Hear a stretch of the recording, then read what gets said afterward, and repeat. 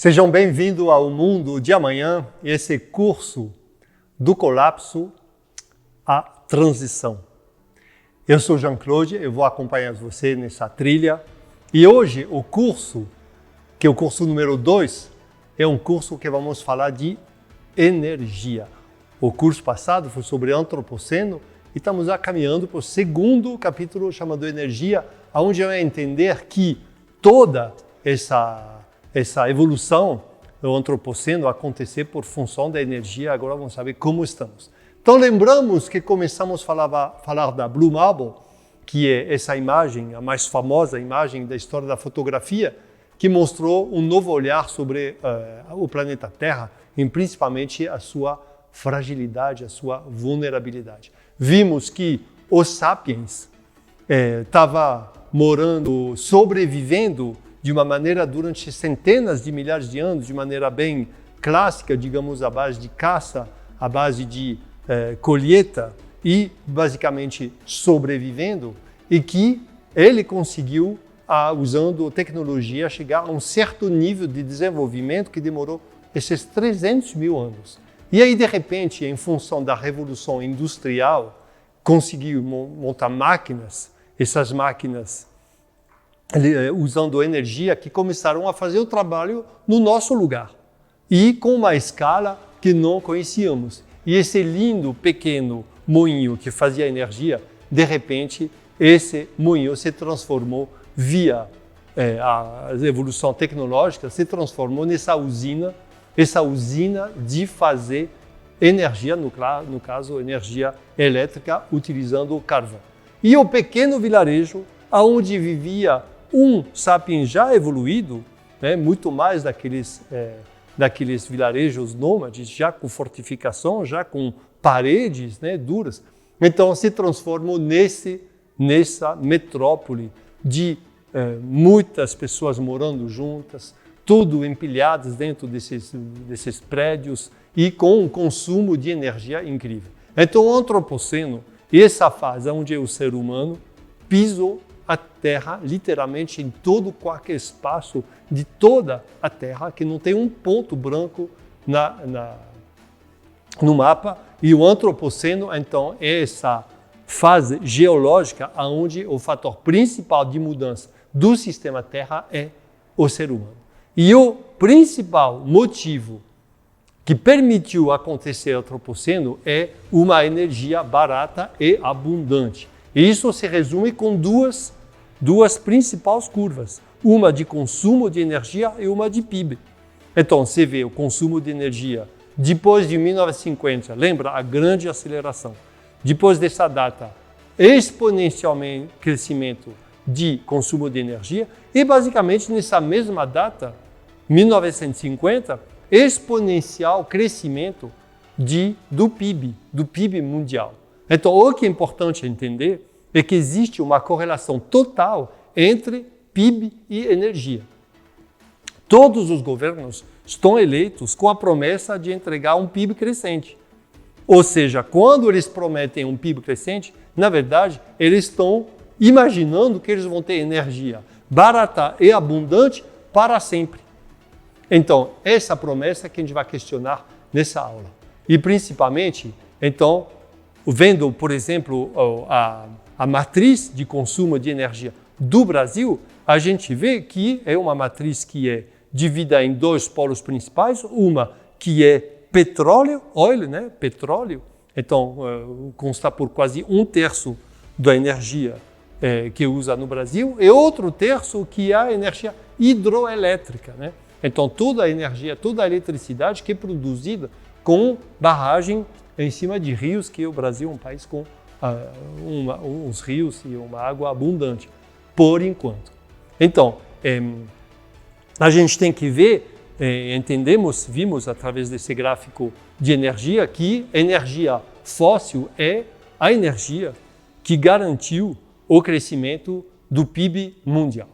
Então, quando a gente olha o gráfico de produção de energia fóssil no mundo desde 1965, ou seja, já na grande aceleração, então a gente vê que isso é um crescimento constante e bastante forte. Até hoje, continuamos consumindo muita energia fóssil, continua sendo a energia do crescimento do PIB.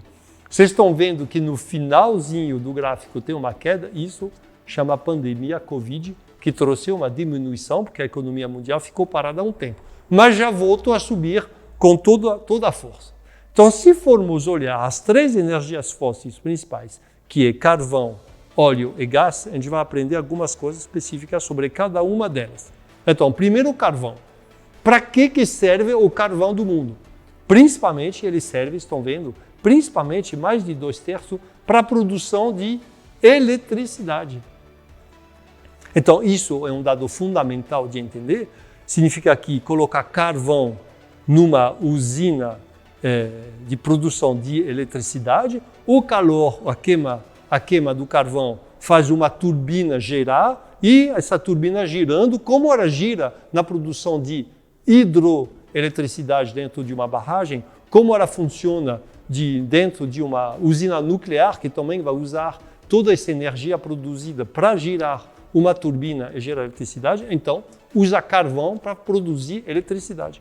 Principalmente no mundo, o carvão é utilizado para isso. Não só, mas principalmente por isso. E principalmente nos países que têm carvão, porque é difícil transportar o carvão, porque ele é pesado. Então, a China produz muito eletricidade com carvão, porque ela tem carvão em casa. A Polônia, a Alemanha e Estados Unidos produzem muito carvão, porque eles têm ainda em casa. Então, é muito importante lembrar disso. O carvão é utilizado principalmente para a produção de eletricidade. Quando você vê agora, vamos olhar o gráfico de uso do petróleo, para que serve o petróleo? Então, o petróleo é a energia da globalização, é a energia da mobilidade. Quase todo o petróleo do mundo ele é queimado em carros, em barcos, em caminhões, em aviões, para levar pessoas e bens para os 4 cantos do planeta. Não teria tido globalização sem petróleo. O petróleo ele é fácil de transportar, ele tem uma densidade energética muito grande, então uma pequena quantidade de petróleo já produz muita energia. Então, é importante lembrar isso. Sem o petróleo não teria globalização. Na verdade, o petróleo ele é tão bom, ele é tão fácil, ele é tão eficiente energeticamente, que ele é a energia mais valorizada e mais importante. É por isso que Rockefeller, que era um magnata do petróleo americano, ele chegou a falar que a empresa mais rentável do mundo é uma empresa de petróleo bem gerida. E a segunda empresa mais rentável do mundo é uma empresa de petróleo mais gerida. Mesmo se mais gerida, continuar sendo extremamente rentável. Então, isso foi na época do começo, né, muito tempos atrás. Mas isso é importante lembrar. A petróleo é a energia da globalização. Agora, a terceira fonte de energia fóssil é o gás. Então, o gás ele tem um uso um pouco mais distribuído, mas ele serve bastante no hemisfério norte para aquecimento das casas, né? A pessoa usa muito nas suas casas, no prédio, nos escritórios, nas escolas, nos hospitais, ele serve muito para fazer aquecimento desses prédios num lugar que está frio durante o inverno. Mas ele tem mais dois usos muito importantes. Um é indústrias. Muitas indústrias funcionam utilizando o gás como fonte de energia, principalmente na Europa, principalmente na Alemanha. Então você vê, por exemplo, agora que tem a guerra na Ucrânia e que tem uma limitação de entrega de gás, então a indústria alemã está em apuros, porque sem o gás para alimentar as indústrias, não tem mais produção industrial. E isso é um problema muito sério. Se você não tem gás, se não tem indústria, se não tem PIB. E aí o governo fica em xeque. Então é muito importante manter. E a terceira fonte de uso do gás é a produção de eletricidade. Mesma coisa, queima gás dentro de uma usina que essa força, essa energia gira uma turbina que produz eletricidade. Então também o gás é utilizado também para a produção de eletricidade. Então isso é importante lembrar. Carvão eletricidade, petróleo, mobilidade, gás, eletricidade e indústria. Isso é importante ter em cabeça. Então, se as energias fósseis são tão importantes para o mundo hoje, principalmente para toda a produção de tudo, agricultura, bens, serviços, indústria, e se dependemos disso para ter o PIB, então a importante pergunta que a gente faz agora, como estamos de reservas? Né? Até quando podemos continuar consumindo essas energias fósseis? Olha só, a resposta está aqui. Das reservas conhecidas hoje, temos 139 anos de reservas de carvão, temos 54 anos de reservas de petróleo e temos 49 anos de reservas de gás. Se for pensar, é pouco. Faz 200 anos que estamos utilizando essa energia fóssil, está utilizando sem pensar que poderia um dia faltar. E hoje, pela primeira vez, a gente está se dando conta que vai faltar um dia a energia fóssil. É importante lembrar que essa energia chama fóssil porque ela existe, ela foi produzida através de um sistema, de um funcionamento natural de fossilização de algas, de algumas plânctons e um monte de seres assim que foram presos, pressurizados, aquecidos e demorou milhões de anos para se transformar em carvão, em petróleo, em gás. E agora, quando queima na hora e desaparece. Então, é renovável quando você tem milhões de anos para esperar, que não é nosso caso. Então, basicamente, o carvão, o gás e o petróleo que a gente está usando hoje, ele está queimado e tem que achar uma nova fonte para poder usar. Então, como estamos de reservas, é uma pergunta essencial e vimos que não estamos tão bem. Se você pega o gráfico de descobertas de petróleo desde 1947, você está vendo que as descobertas de petróleo foram só diminuindo até agora. No meio do século XX, até que descobria todo ano novas reservas de petróleo. Hoje é muito difícil descobrir petróleo novo. E principalmente é muito difícil, quase impossível, achar petróleo barato. O que acha ainda, e esse gráfico mostra bem, né, tem em azul, a gente tem condições fáceis, muito fáceis de extração do petróleo. Isso custa barato e mesmo se vai buscar fundo, 2, 3, 4 quilômetros abaixo da terra. Então isso são condições fáceis e ainda é barato. Só que desse petróleo já quase acabou, já gastamos tudo. Aí tem em rosa o que está de condições ainda fáceis, que é mar próxima de terra, então que ainda é relativamente fácil ir buscar e extrair. Mas se você continua, se tem toda a área laranja, essa área laranja, ela mostra então condições difíceis de extração do petróleo na selva ou em mar agitado, e aí em verde, condições muito difíceis, em alta montanha ou em alto mar. E aí você vê que a profundidade é muito grande e o custo é muito alto. Então, para ser simples, o petróleo barato já gastamos. O que sobra, talvez sobra mais, mas sobra o petróleo que é muito caro de extrair. Então, a Agência Internacional da Energia já fez um relatório em 2018 falando que a produção global de petróleo convencional já teve seu pico em 2008. O pico significa que foi o máximo de produção que conseguimos. Desde então, ainda tem, mas está tendo cada vez menos. Então isso é uma lição muito importante, que se for analisar pelas reservas de energia fósseis, o tempo de um crescimento infinito está acabando. A época de crescimento exponencial não acontece mais. Já passou. Ou seja, o PIB infinito crescendo está chegando no seu limite. O antropoceno está descobrindo que ele está limitado. E isso realmente é uma mudança muito grande. Se não usarmos mais energia fóssil, então a gente quer usar energia renovável. E vocês escutaram a importância de outras fontes de energia. hidroeletricidade, já falamos, mas também temos energia eólica e temos energia solar, principalmente. Então, hoje, na matriz de produção mundial de energia renovável, estão vendo que temos principalmente hidroeletricidade e temos já crescendo eólica e solar.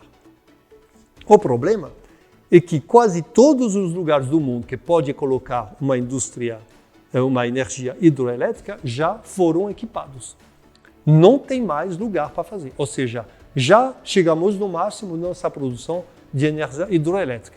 Pior, vários rios estão tendo problema de fluxo de água, ou seja, a tendência é diminuir a produção de hidroelétrica. Claro que a produção de energia eólica e energia solar está aumentando. E está aumentando rápido e o custo dela, que era muito alto, está diminuindo e às vezes já batendo com o custo de extração de energia fóssil. Mas é um processo lento. Imaginar que vamos conseguir colocar no lugar de toda a energia fóssil rapidamente energia eólica e solar, isso não vai acontecer. Então, renovável, excelente, mas não vai resolver nosso problema imediatamente. Tem um processo para acontecer. Aí tem uma outra fonte de energia, que é muito importante, que chama energia nuclear. Então, depois dos anos 70, depois do primeiro choque do petróleo, e quando a tecnologia nuclear ficou, digamos, pronta e dominada, aí começou a produzir bastante energia nuclear, começou no final dos anos 60, e você vê que principalmente a França fez a aposta de uma parte essencial, 75%, 80% da energia francesa é uma energia que vem do nuclear. Outros países também se lançaram com bastante empenho, Estados Unidos, Canadá, Alemanha, Japão, fizeram bastante esforço com a energia nuclear. E é uma energia que tem bastante vantagens, no sentido que ela precisa de pouca matéria-prima, urânio principalmente, pouca matéria-prima comparando com a energia, e segundo, que é uma energia que não consome energia fóssil, que vimos que ela está chegando no seu limite. Consome bastante para criar, para fabricar a usina nuclear. Uma vez que funciona, não usa mais. Isso é um bom ponto. Mas temos outras dificuldades que as pessoas falam que a energia nuclear é muito perigosa. E é verdade que se houver um acidente nuclear é terrível. É por isso que tem muitas pessoas que lutam contra, muitos partidos políticos, principalmente ecológicos, que são contra a energia nuclear. Se for ver, na verdade, uma energia nuclear ela é mais segura e até mais limpa do que energia fóssil. Esse gráfico mostra isso claramente. Mas inconscientemente, para muita gente, mexer com o nuclear é uma coisa perigosa, deixa lixo radioativo para milhares e milhares de anos. Então, deixar para os nossos filhos e para as próximas gerações uma energia, esses lixos nucleares, realmente não é uma perspectiva muito boa. É por isso que a energia nuclear, que já ganhou uma faixa expressiva da nossa produção de energia, mas não está crescendo muito. Estamos um pouco no limite também da energia nuclear. Países como a Alemanha ou até Japão decidem de não continuar, não fabricar mais usina nuclear. A França está querendo retomar, mas é um debate assim muito longo. Então, temos outras opções de energia do futuro e principalmente duas, que é a fusão nuclear e o hidrogênio. A primeira energia nuclear que eu falei chama fissão nuclear, é de separar dois átomos para fazer uma reação nuclear. No caso, a próxima técnica é fusão, de pegar dois átomos e fundir os dois e liberar uma quantidade de energia fenomenal. Essa tecnologia é promissora, mas ela vai demorar muitas décadas para realmente ser de uso público no dia a dia. Muitas décadas de pesquisas, são fenômenos muito complexos. Vai ter que dominar temperaturas acima de 300 mil graus para conseguir dominar essa temperatura. São coisas, proporções, assim, dimensões que talvez dê certo, mas vai demorar muito tempo. Temos também as perspectivas com hidrogênio, e o hidrogênio é, com certeza, uma perspectiva muito boa, só que o hidrogênio ele não está disponível como hidrogênio, ele está sempre combinado com outras moléculas, principalmente na água, né? H2O é 2 moléculas de hidrogênio e uma de oxigênio. Só que para separar o H234 que tem na natureza, é um processo energético que consome muita energia, e principalmente energia fóssil. Então, o rendimento até hoje do hidrogênio não é muito bom.